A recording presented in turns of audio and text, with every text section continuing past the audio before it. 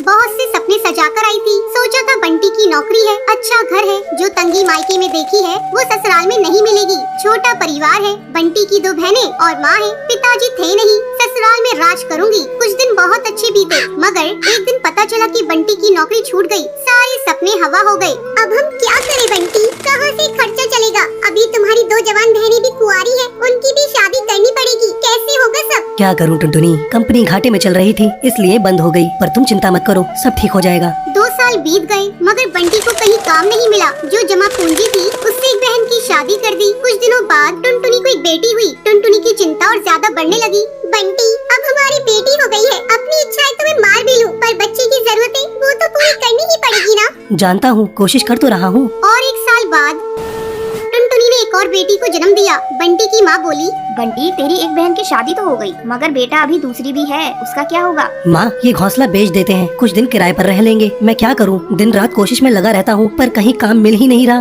बंटी, बहनों के लिए आप मकान बेच रही हो, हमारी भी 2 बेटियाँ हो गई है, उनके लिए क्या बेचोगे? टुनटुनी, मैं पढ़ा लिखा हूँ, तुम क्या सोचती हो कि मैं अब ठेला लगाऊंगा? ये मुझसे नहीं होगा। टुनटुनी रोने लगी और बोली,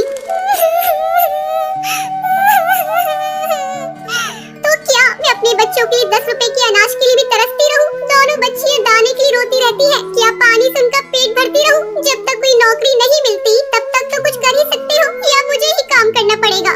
नहीं, हमारे घर की बहू बेटी बाहर काम नहीं करती। टुनटुनी बहुत दुखी रहने लगी। कुछ समय बाद घर बेचकर दूसरी बहन की शादी भी हो गई। अब तो रोज ही बंटी और टुनटुनी के बीच में लड़ाई रहने लगी। एक दिन बेरोजगारी से तंग आकर बंटी ने आत्महत्या कर ली। टुनटुनी के सारे सपने टूट गए।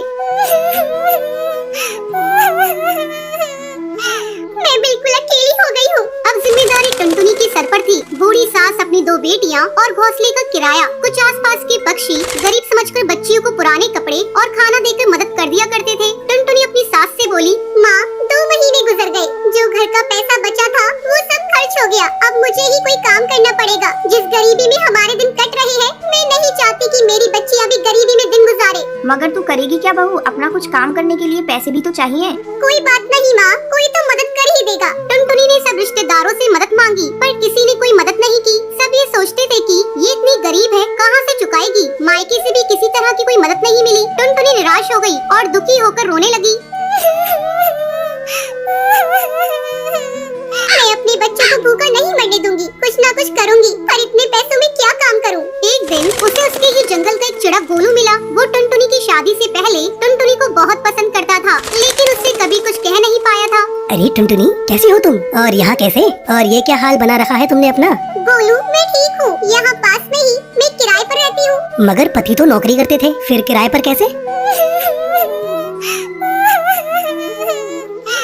मेरे पति नहीं है, नौकरी छूट गई, घर बिक गया, बहुत गरीबी में दिन गुजार रही हूँ, कोई काम भी नहीं कर पा रही हूँ। मेरे पास केवल 1000 रुपए है, उसमें मुझे घर का खर्चा भी चलाना है और किराया भी देना है। मेरी सास बुजुर्ग है और मेरी 2 बेटियाँ भी है, कोई सहारा नहीं है, सबने साथ छोड़ दिया। कैसे कर पाऊंगी इतने कम पैसों में कोई काम? इतनी चिंता मत करो टुनटुनी, तुम चलो मेरे साथ। गोलू उसे चूड़ियों की थोक रेट वाली दुकान पर ले गया। ये मेरी ही दुकान है टुनटुनी, फ्री में देकर तुम्हारे आत्मसम्मान को ठेस नहीं पहुंचाना चाहता, इसलिए ये 1000 रुपए की चूड़ियाँ दे रहा हूँ। बाजार में इनकी कीमत बहुत ज्यादा है, पर मैं तुम्हें ये आधे रेट में दे रहा हूँ, लेकिन तुम इन्हें 20 रुपए दर्जन बेचना। ये बहुत सुंदर चूड़ियाँ हैं, पहले कम बेचना और जैसे ही मुनाफा दिखाई दे 30 रुपए दर्जन बेचना। टुनटुनी बहुत खुश हुई। उसकी सारी परेशानी का हल जो उसे मिल गया था, वो चूड़ियाँ बेचने लगी। चूड़ी ले लो, चूड़ी रंग बिरंगी चूड़ी ले लो, सुहागों वाली चूड़ी ले लो।